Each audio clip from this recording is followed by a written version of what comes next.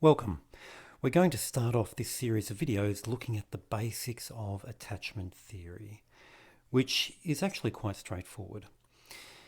The first idea of attachment theory, number one, is that our basic drive, the thing that motivates our children and ourselves, is the wish to be safe.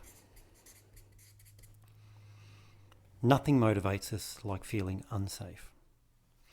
And the second aspect of attachment theory is that our main way of being safe is to be attached. That what we want more than anything else is to belong. We want to be connected. We want to be part of a group, part of a herd. And this is a key aspect of understanding what motivates the behaviours and the emotions of ourselves and our children. Let me try and prove this. So, this circle represents mum. Our mum is our first attachment. Our mum is the first thing that we were literally connected to. And when we're inside our mum, it's wonderful. It's like heaven. There's no pain, there's no hunger, you're not cold, you're not alone, you're surrounded by music. Because the womb is actually quite a musical place with mum's regular rhythmic heartbeat between 60 and 80 beats per minute. Shh, shh. Is the sound that we develop with. Very soothing, much like waves crashing at a beach or white noise of a fan going. It's easier to fall asleep. And we shush our babies when they're distressed. So, very music. There's no discomfort. It is wonderful.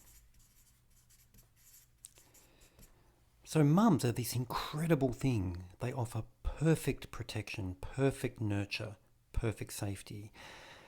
But then something terrible happens. The baby is born. And for the first time, there is a distance between the baby and its mother. For the first time, there can be discomfort. They can be cold, they can be hungry, they can be alone, the music stops. They can feel like they're in hell. Now, of course, when they're babies, they don't have words for these feelings, they just know it feels awful.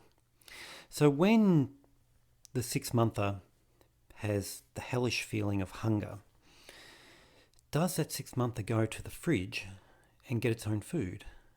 Well, no, of course not. What does the infant do? The baby cries. Once the baby cries, who has the problem? The mother has the problem. It's no longer the baby's problem. The baby makes their discomfort the mother's problem. And what does a mother do? A mother hears the cry, notices the cry, goes to the baby, reconnects with the baby, reattaches literally with the breast, with breastfeeding or with holding them. And the baby is soothed. The baby is saved. They couldn't work it out themselves. They needed someone else to work it out for them. And this is our most basic way of coping. Of course, we grow up. We learn ways of soothing ourselves. We can go to the fridge. We can think about things. We can laugh about things. We can use irony and humour and talking and thinking. But when the chips are down and we're feeling overwhelmed and we're feeling in hell and we can't think of any way out, our most basic way of coping is to make it someone else's problem. Make it mum's problem. And if not mum, some other attachment, because a mum is our first attachment, but of course anyone who provides nurture, anyone who provides protection becomes a form of attachment. It could be a dad, it could be a grandparent, it could be an older sibling, it could be a friend. Make it someone else's problem as a way of coping.